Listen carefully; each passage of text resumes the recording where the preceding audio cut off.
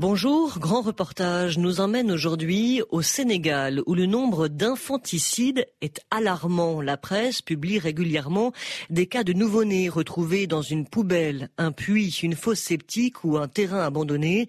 Des nourrissons tués à la naissance par des mères qui le plus souvent ont caché leur grossesse issue d'une relation hors mariage de peur du rejet de leurs proches. Cette terrible réalité est passée sous silence par les familles et par l'État alors que depuis des années déjà, la société civile propose, entre autres solutions, une dépénalisation de l'avortement, au moins en cas de viol.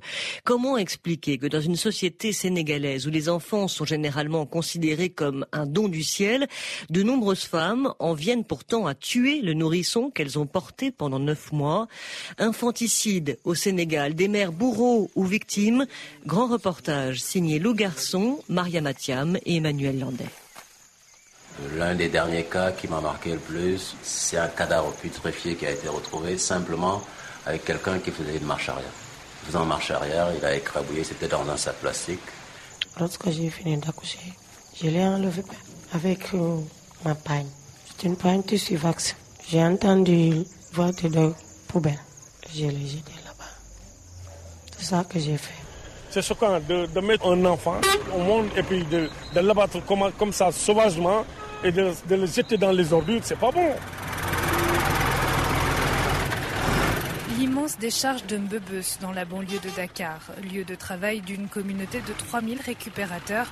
Chaque jour, 2400 tonnes de détritus sont déversées ici en provenance de tous les quartiers de Dakar. Les récupérateurs fouillent ces poubelles de la capitale à la recherche de déchets métalliques ou électroniques et tombent parfois sur de petits cadavres cachés dans des sacs, des seaux ou des valises. Bon, on voit actuellement dans la décharge. Bon, c'est le grand décharge qui s'appelle Wembley. C'est ici qu'on décharge toutes les ordures. Les gens vont trier les déchets. Et souvent, ce sont ces gens-là qui retrouvent les bébés.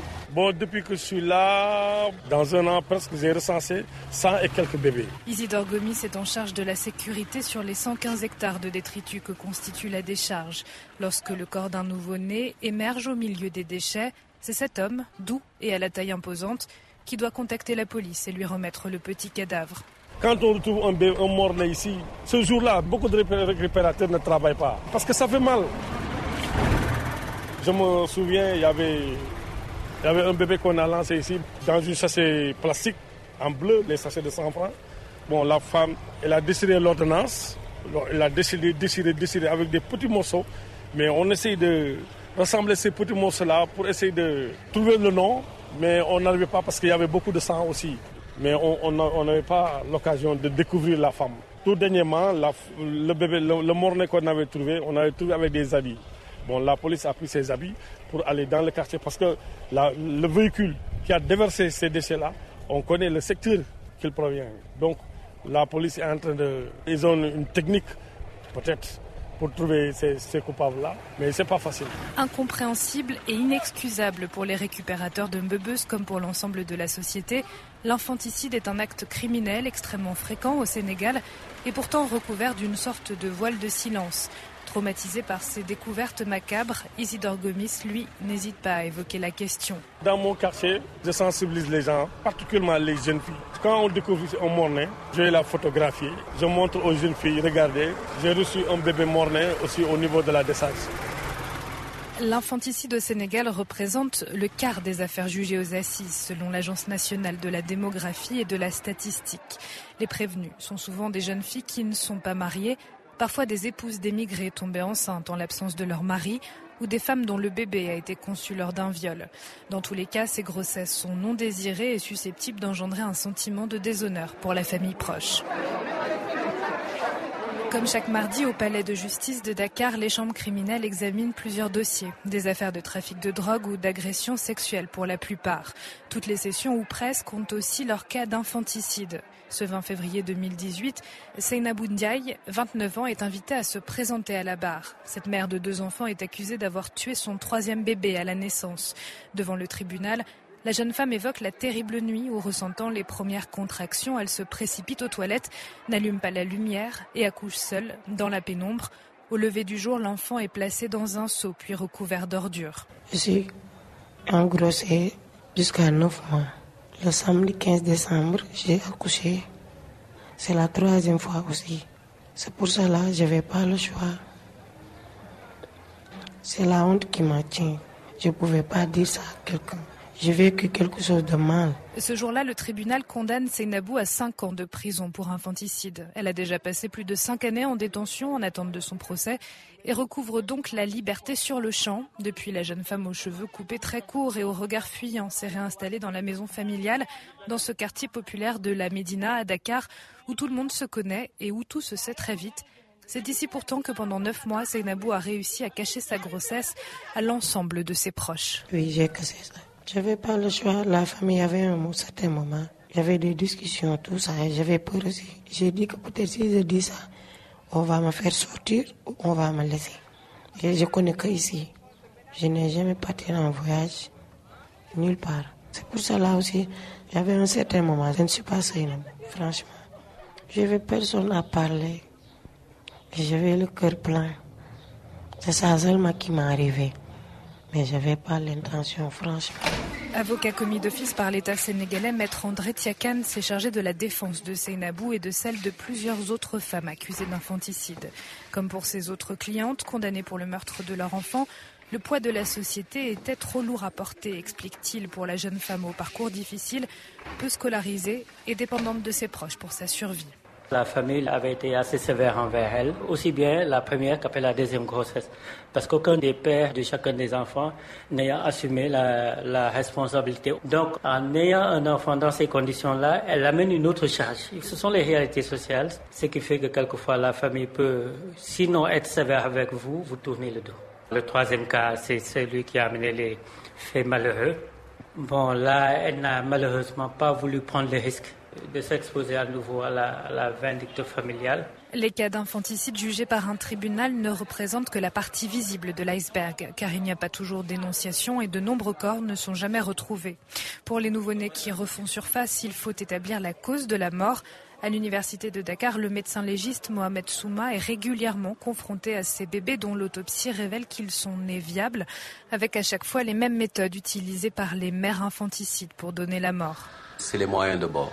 Ce sera une suffocation faciale, le fait donc de boucher les voies aériennes supérieures, le nez et la bouche par un obstacle, quel qu'il soit une suffocation laryngée, donc au niveau du larynx, par étouffement, soit une strangulation et la noyade.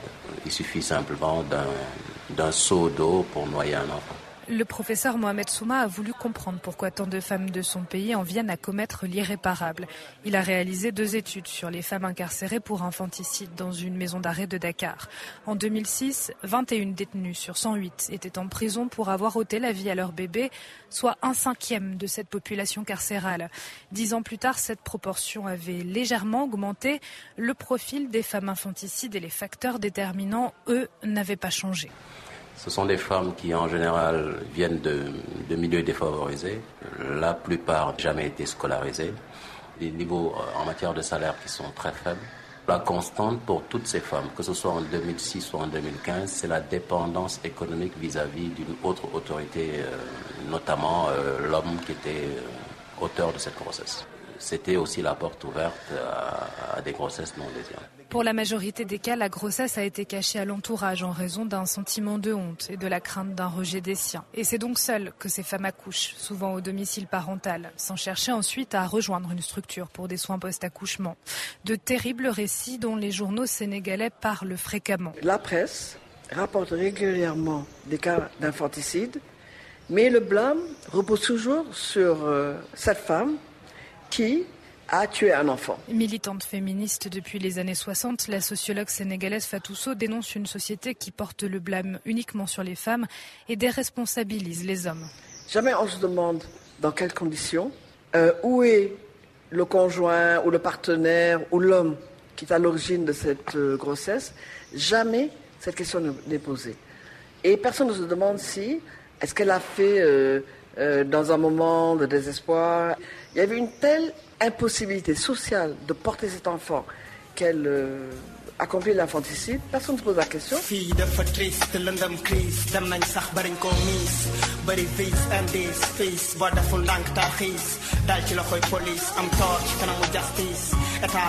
Pauvreté, isolement, crainte du déshonneur, c'est dans un certain contexte que ces femmes passent à l'acte. Pourtant, la prison est la seule réponse apportée par la société. L'infanticide est puni de 5 à 10 ans de prison au Sénégal et ce sont pratiquement les mêmes peines qui sont appliquées, souvent 5 ans, parfois 6 ou 7. J'étais là-bas dans la détention, mais ce que j'ai vécu là-bas, c'est tellement dur. Tu vois les gens qui meurent là-bas. Moi, j'ai assisté 2 gens qui sont morts devant moi à l'hôpital. Ces Sénégalaises passent 2 à 3 ans en détention préventive en attendant leur procès, des années d'incarcération sans jamais aucun suivi psychologique, alors que les auteurs d'infanticide se trouvent bien souvent dans une situation de grande confusion mentale. Mohamed Souma, médecin légiste.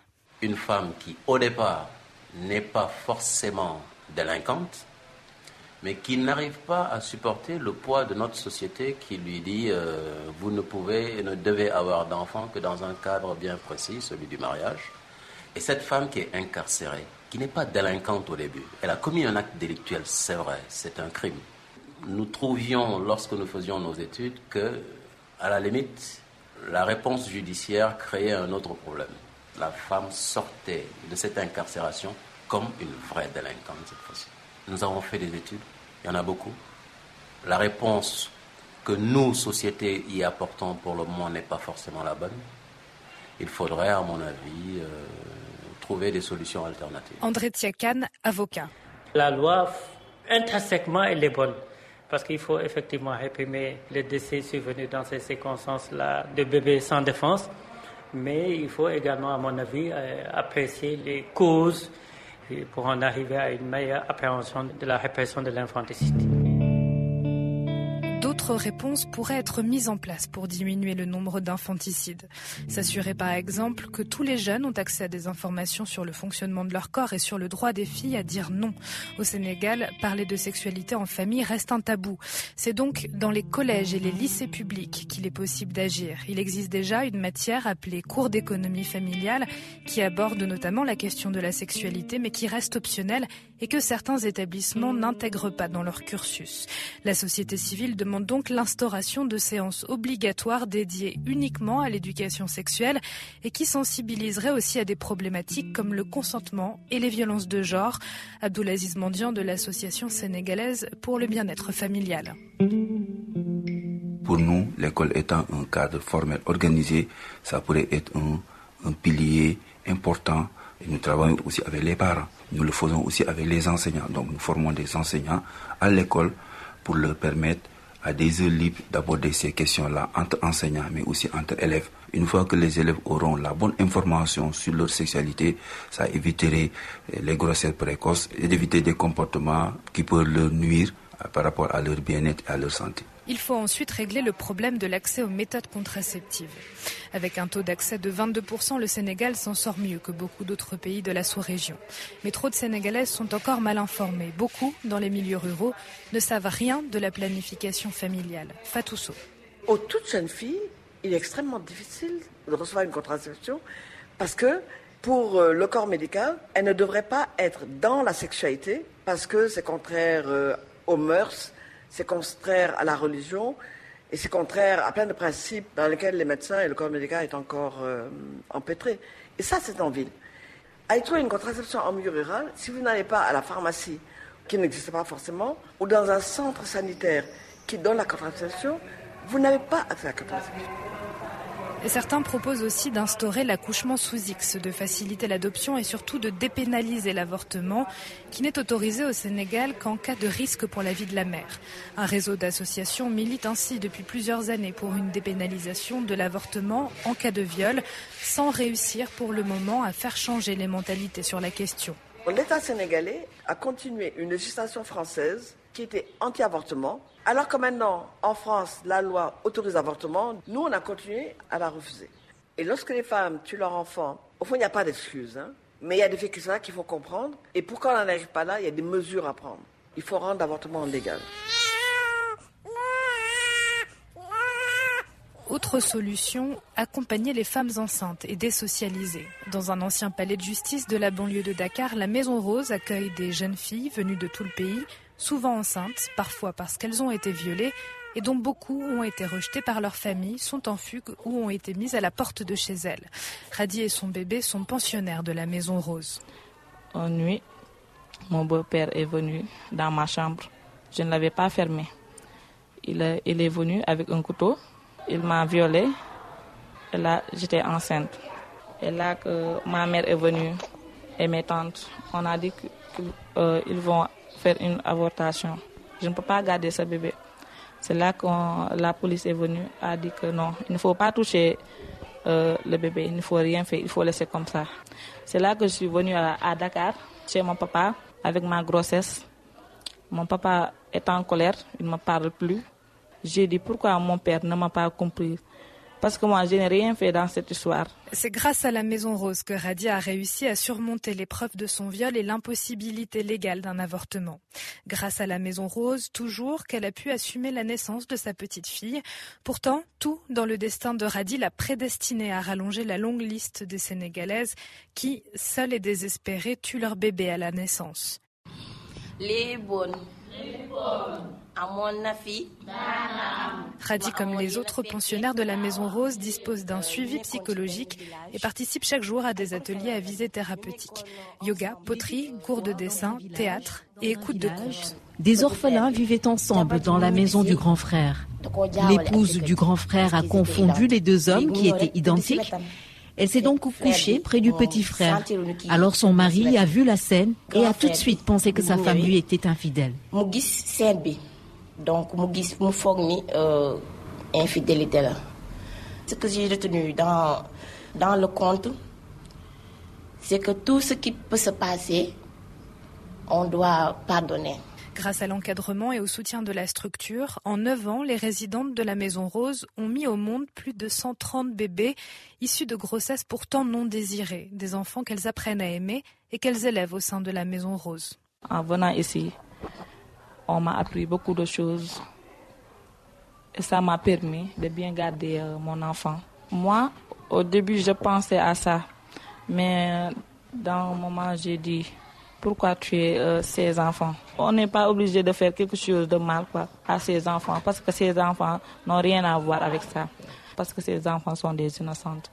Même dans le cas de viol, on leur apprend à avancer sur leur histoire, mais pas en se retournant derrière avec leur sac à dos. Mona Chasserio est la fondatrice de la Maison Rose. Vous arrivez avec un bébé que vous n'avez pas voulu, c'est apprendre à aimer ce bébé. Il faut savoir que quand elles arrivent, elles veulent toujours abandonner le bébé. Toujours presque, elles nous disent « non, je ne le veux pas ». Et puis comme dans cette maison, il y a beaucoup de joie, il y a beaucoup d'amour, il y a beaucoup de tout ça, tout d'un coup, elles se mettent à sentir ce qu'il y a dans leur ventre. Que l'État sénégalais prenne en charge ces jeunes femmes enceintes, fragiles et susceptibles d'en arriver à ôter la vie à leur bébé et que cela n'émane pas uniquement d'initiatives privées. Voilà ce dont le Sénégal, si frileux sur la question de l'avortement, a peut-être besoin pour arriver à diminuer le nombre incroyablement élevé d'infanticides. Je veux dire que l'État cherche un endroit pour les femmes rejetées par la famille. Parce que si la famille les rejette, on n'a pas l'endroit où aller. Et ça amène la cause de l'infanticide. La société, on doit refaire. Je pense au bébé. J'ai 2 enfants. Je pouvais la tenir, de le regarder comme les autres. Mais il y a des moments, je ne dors pas la nuit. Je pense à ça à tout moment. Ça ne peut pas sortir, maman. Ça, maman, je ne peux pas l'oublier. Infanticide au Sénégal, des mères bourreaux ou victimes, un grand reportage de Lou Garçon, Emmanuel Landais et Maria Mathiam.